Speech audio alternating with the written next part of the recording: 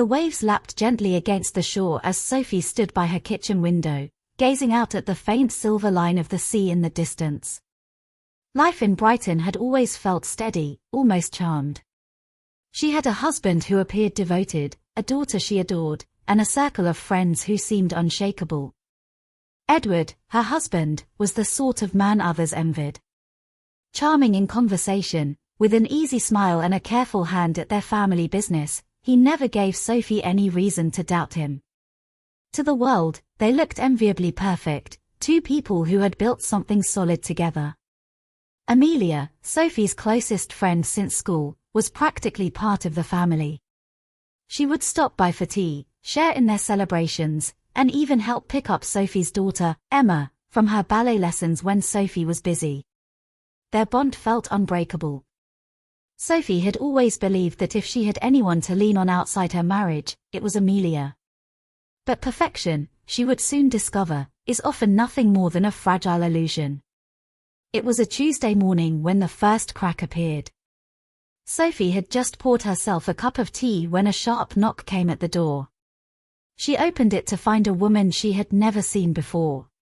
Her clothes were creased, her face pale with anger, and in her trembling hands she held a folder. "You must be Sophie," the woman said coldly. "My name is Charlotte. I think it's time you learned the truth about your husband." Sophie felt her chest tighten as Charlotte pushed past her into the house, spreading papers across the kitchen table. Receipts, photographs, and a handwritten letter.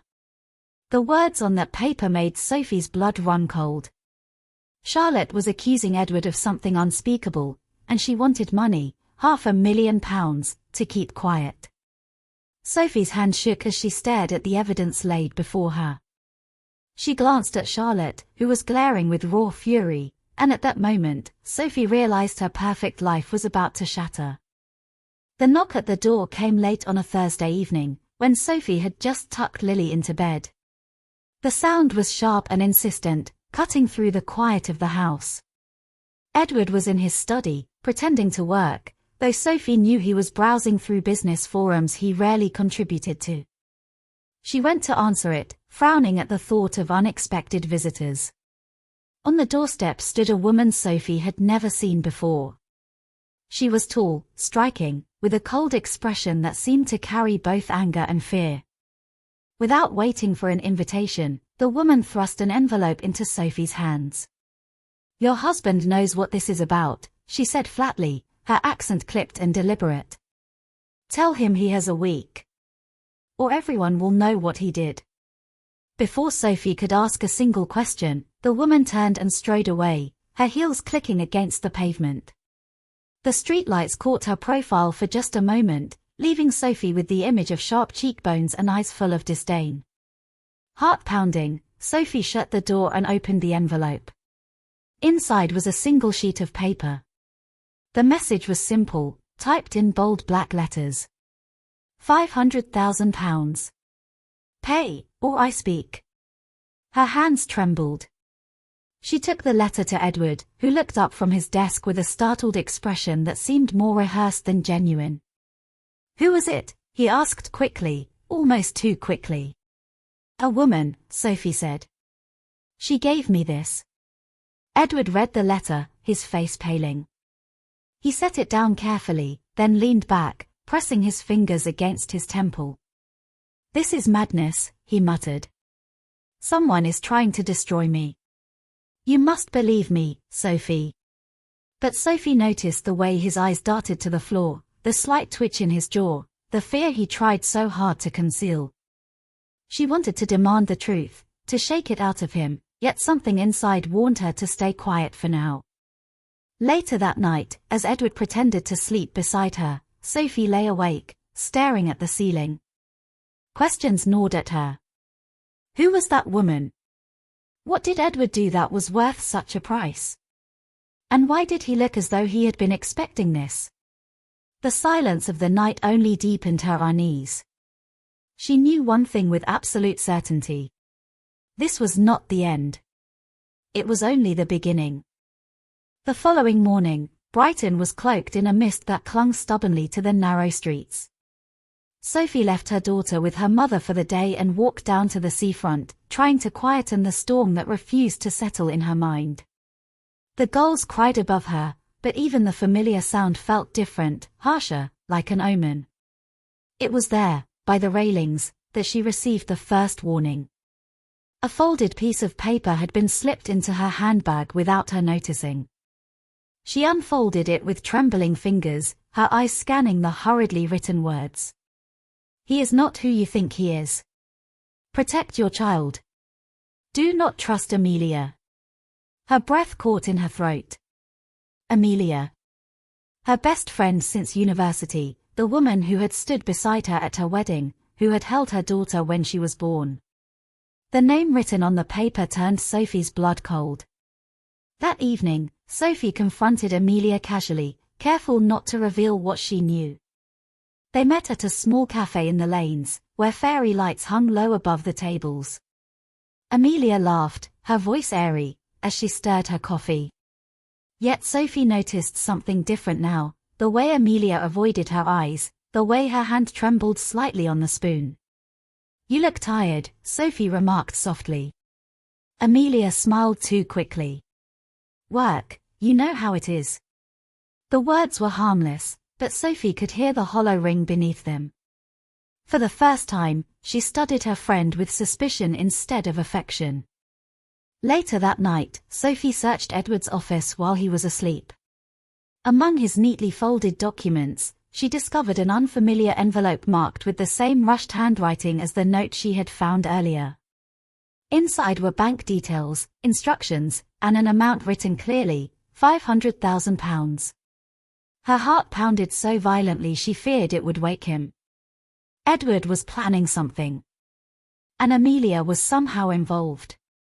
The walls of her marriage, once strong and warm, now seemed to close in on her with chilling certainty. As Sophie slipped the envelope back into place, a floorboard creaked in the hallway. Someone was there, just beyond the door, listening. Sophie's hands trembled as she held the envelope Amelia had dropped. She locked herself in her bedroom, the lamp casting a soft glow across the papers she pulled out. It was not just idle scribbles, it was Edward's handwriting. Lines of calculations, plans, and notes about the account and the transfer. Beside them, Amelia's name was mentioned more than once, as if she were a partner in this elaborate scheme. Her heart raced. It was no longer suspicion. It was proof. Edward was planning to steal her savings. And Amelia was not the loyal friend Sophie once believed her to be, she was a conspirator. That night, Sophie could hardly sleep. Every creak of the house, every passing car outside felt like a threat. She kept replaying memories of Edward and Amelia in her mind, whispers exchanged at the kitchen counter, the way they laughed a little too closely, the sudden excuses Amelia always had to visit. It had all been in front of her, hidden in plain sight. By morning, Sophie resolved to set a trap. She invited Amelia for tea in the garden, her voice steady though her insides twisted. The roses were in bloom, their sweet scent drifting through the air as Sophie laid out the teapot, cups, and a plate of shortbread. She acted calm, even cheerful. Amelia arrived, her smile a little too bright, her voice dripping with false concern. You look tired, Sophie. Are you feeling quite well? Sophie smiled back, hiding the storm within. Just restless nights. You know how it is. She poured the tea, careful, steady, offering the plate as if nothing were amiss. But under the table, Sophie's phone was recording every word. She would not confront Amelia directly, no, she would let her own words betray her. As the conversation drifted, Sophie began to mention Edward, money, and trust. Amelia shifted in her seat, her eyes flickering away. Then, Amelia said it, carelessly, almost arrogantly. Edward just wants what is fair, Sophie. You cannot keep it all locked away forever. The words sent a chill racing through Sophie's veins. There it was. A confession. Subtle, but enough to tie Amelia into the plot. Sophie's hand tightened around her teacup as she forced a polite smile. The recorder captured it all. As Amelia left, oblivious to what she had revealed, Sophie remained seated among the roses, the shortbread untouched. She knew now that her marriage was more than broken, it was poisoned. And the poison had seeped from the man she married to the friend she trusted most. In that garden, Sophie made her decision. She would not be the victim of their betrayal. She would be the one to bring them down. But she had to be careful. Too careful. For the game had only just begun. The morning was unusually quiet in Brighton. The gulls circled the grey sky above, and the faint hum of waves carried through the streets. Sophie sat at the kitchen table, her hands wrapped tightly around a mug of tea that had long gone cold. Her thoughts circled the same question again and again: why had Edward's behavior shifted so drastically? Just as she pushed the cup aside, a sharp knock echoed from the front door. The sound jolted her heart. She hesitated, unsure whether to answer, but the knock came again, more urgent this time. When she opened the door, a woman stood before her, tall and immaculately dressed, her lipstick a striking shade of crimson. "I need to speak with you," the woman said firmly, her eyes locked onto Sophie's with an unsettling intensity. Sophie stepped back, allowing her inside. The stranger introduced herself as Charlotte. She moved with the confidence of someone who had rehearsed this moment. Sophie led her to the sitting room, unease curling in her stomach. Charlotte wasted no time. "Your husband owes me," she began, her voice sharp and cold. "And if you do not give me £500,000, everyone in Brighton will know what he did to me." Sophie froze. Her breath caught in her chest as the words echoed in the quiet room. £500,000. The same amount Edward had hinted at in recent weeks. Charlotte leaned forward, her tone dripping with menace. "Think carefully. This can remain between us, or it can destroy you." Sophie's mind whirled. For the first time, the puzzle pieces shifted into place, forming a picture she could barely comprehend. Edward. Money. Secrets. And now Charlotte's threat. The room seemed to shrink as Sophie sat back, her pulse racing. She realized in that moment her life was balanced on the edge of something far darker than she had imagined. And she knew she had to find out what Edward was hiding, before it was too late. Sophie knew she could not take them on openly. Edward was clever, Amelia was manipulative, and together they had planned this long before Charlotte had appeared with her false accusations. To fight them, Sophie would need patience, precision, and a plan that neither of them would ever see coming. She began with quiet observation. Edward had grown careless, believing her silence meant defeat. He used her laptop late at night, moving money in small amounts to accounts she had never seen before. Sophie installed a discreet program that captured every keystroke, every password, every transfer. Slowly, the evidence stacked up, a mountain of betrayal hidden in plain sight. Amelia, meanwhile, continued to play her role of sympathetic friend. She visited Sophie, bringing wine and hollow words of comfort, pretending outrage at Charlotte's lies. Yet Sophie noticed the way Amelia's eyes strayed to her purse, the way her fingers tapped nervously when Edward's name was mentioned. The guilt was there, simmering beneath her polished mask. One evening, Sophie set the stage. She told Edward she had received a letter from the bank about suspicious activity on their joint account. He froze, then brushed it off too quickly, claiming it must be an error. Amelia, who was visiting, grew pale. Sophie pretended not to notice, hiding her satisfaction behind a calm smile. The trap was closing. The following week, Sophie arranged for a solicitor friend in London to record a private meeting. She invited Amelia and Edward under the pretext of discussing Charlotte's blackmail. The moment they entered the small office, Sophie stepped aside and let them speak. They did not realize every word was being captured, every whisper of their treachery stored as undeniable proof. Edward boasted about how close they were to securing the £500,000, how Charlotte had served her purpose as a distraction. Amelia laughed, her voice dripping with triumph, saying Sophie would never see it coming. Sophie sat silently, her heart pounding, while the solicitor's device recorded their downfall. When they finally left the office, smug and self-assured, Sophie stayed behind. She placed the recording into her handbag, her fingers trembling with both fury and relief. She had them. At last, she held in her hands the weapon that could destroy them both. But Sophie knew one thing. Evidence was not enough. She needed the perfect moment to unleash it, a moment that would strip Edward and Amelia of their lies in the most devastating way possible. And as the sound of their laughter faded down the street, Sophie whispered to herself that their time was running out. The courtroom in London was suffused with a tense hush as Sophie sat in the front row, her hands clenched tightly in her lap. Edward and Amelia entered flanked by guards, both wearing expressions that tried to project calm but could not mask the fear in their eyes. Sophie felt her chest tighten at the sight of them together, the betrayal still as raw as the first day she had discovered the truth. The barrister began with precision, presenting the forged bank documents that Edward had attempted to use. Each sheet was projected for all to see, his signature and Amelia's handwriting exposed under the harsh scrutiny of the court. Murmurs spread through the gallery, the disgrace of their actions impossible to ignore. Edward's jaw tightened, his composure crumbling as the evidence mounted.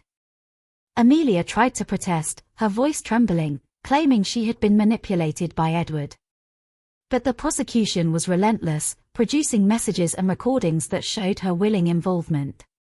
Sophie's eyes filled with tears, not for sympathy, but for the years of friendship that had been destroyed beyond repair.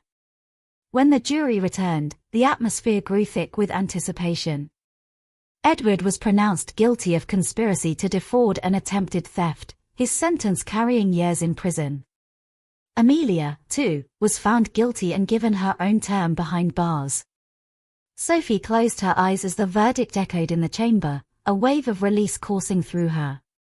As Edward was led away, his gaze briefly met hers, filled not with regret, but with bitterness. Amelia avoided her eyes entirely, head bowed in shame. Sophie stood tall, breathing in the moment. For the first time in months, she felt a spark of freedom, though beneath it lay the faint question of what came next. And as Sophie stepped outside the courtroom into the crisp London air, a figure she did not expect was waiting near the gates. The man waiting at the courthouse gates was none other than Charles Whitmore, Edward's estranged brother. Sophie froze for a moment, her breath catching as he approached with steady, deliberate steps. Unlike Edward, Charles carried himself with quiet dignity, though his eyes betrayed a storm of conflicting emotions. "Sophie," he said softly, bowing his head slightly. "I never wished for things to come to this. But you must know, not all the Whitmores stand against you." His words startled her. She had braced herself for hostility, for further schemes, but instead his tone held sincerity. Charles explained that he had long known of Edward's reckless nature and Amelia's ambition, but until the trial, he had no proof of the lengths they would go. "My brother has ruined his own name," he admitted gravely, "but you stood with honor." Sophie felt a pang of relief, though she remained cautious. "What is it you want from me, Charles?" she asked, her voice steady. "Not what you fear," he answered. "I seek only to restore what Edward has broken. The estate, the legacy, it belongs not in shame but in truth. I would see it protected, and if you allow it, I will stand with you." His offer lingered in the cold air, heavy with possibility. Sophie realized that this was more than an end, it was the beginning of a choice. She could walk away from everything, close the chapter on the Whitmore name forever, or she could step forward into a new alliance that might reshape her life entirely. The crowd behind them began to disperse, the noise of London rising once more. Sophie looked at Charles, his expression earnest, and for the first time in what felt like an eternity, she allowed herself to imagine a future beyond betrayal. She took a deep breath, the city air crisp against her skin. "Very well," she murmured, her voice carrying both caution and strength. "But understand this, trust is earned, and I will not be deceived again." Charles inclined his head. Then we begin anew. And as the bells of St. Paul's tolled in the distance, Sophie felt the weight of the past finally loosen. Betrayal had sought to break her, but instead, it had carved a path towards resilience, and perhaps, towards an unexpected redemption. The story of deceit had ended, but another, unwritten story now waited for Sophie to claim as her own.